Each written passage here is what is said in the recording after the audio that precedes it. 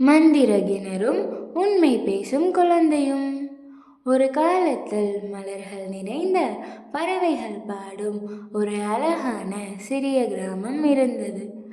அந்த கிராமத்தின் நடுவில் மிகவும் பழமையான ஒரு கிணறு இருந்தது.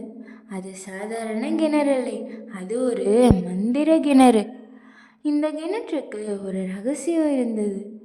இந்த கிணறு உண்மை பேசுபவர்களுக்கு மட்டும் உதவும் என்று எல்லோரும் நம்பினார்கள். அந்த கிராமத்தில் ஒரு நல்ல மனசுள்ள சிறுவன் வாழ்ந்து வந்தான். அவன் எப்போதும் உண்மை பேசுவான், தவறு செய்தாலும் மறைக்க மாட்டான். அவன் மனசு சுத்தமாக இருந்தது, அதனால் எல்லோரும் அவனை விரும்பினார்கள். ஒரு நாள் அவன் விளையாடி கொண்டிருக்கும் போது அவனுக்கு பிடித்த பொம்மை தவறுதலாக மந்திர கிணற்றுக்குள் விழுந்துவிட்டது. அவன் கொஞ்சம் வருத்தப்பட்டான், ஆனால் பயப்படவில்லை. ஏனென்றால் உண்மைதான் பலம் என்று அவன் நம்பினான். அவன் கிணற்றுக்கருகே நின்றபோது கிணறு மெதுவாக ஒளிர ஆரம்பித்தது. மந்திர கிணறு உண்மை மனசை உணர்ந்தது.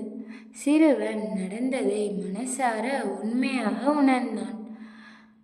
அவன் செய்த தவறை உள்ளுக்குள்ளே ஒத்துக்கொண்டான். உடனே மந்திர கிணற்றின் மந்திரம் வேலை செய்தது. பொம்மை மெதுவாக மேலே வந்தது. சிறுவன் முகத்தில் பெரிய சந்தோஷம் வந்தது.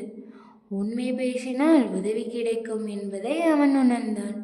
இதையெல்லாம் பார்த்த சில குழந்தைகள் உண்மையை விட பொய்யை பழகியவர்கள். அவர்களும் கிணற்றை சோதிக்க நினைத்தார்கள். ஆனால் பொய் பேசினால் மந்திரம் வேலை செய்யாது.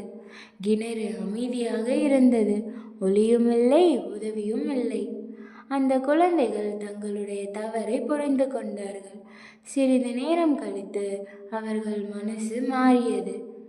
தாங்கள் செய்தது தவறு என்று உண்மையாக நினைத்தார்கள்.